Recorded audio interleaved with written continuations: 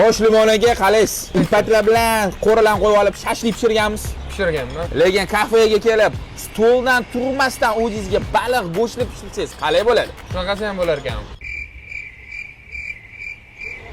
Bo'lar ekan.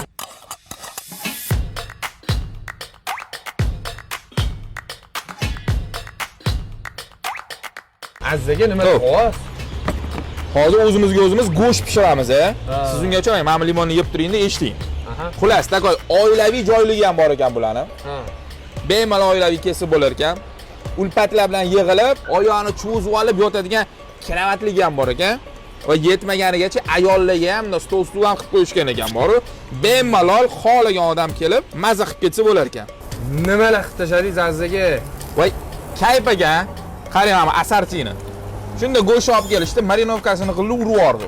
Olasangiz tayyor marinovkasi bilan qilib berishar ekan. Nima qilamiz? Bu joyni tavsiya qilamizmi odamlarga? Bilasizlarmi? Menga joy yoqdi. Menga o'zim pishirgan ovqatim yoqdi. O'shaning uchun men tavsiya qilaman, kelinglar, yeb ko'ringlar va fikringizni bildiringlar. Chunki bilmayman qachon ochilgan bu joy. To'satdan kelib qoling, to'g'risini aytaman. Menga mana shu narsalar yoqqaniga o'tayotgandi. Lekin sizlarning fikringiz menga muhim. Kelinglar, pishirib ko'ringlar, tayyorni yeb ko'ringlar va fikringizni bildiringlar.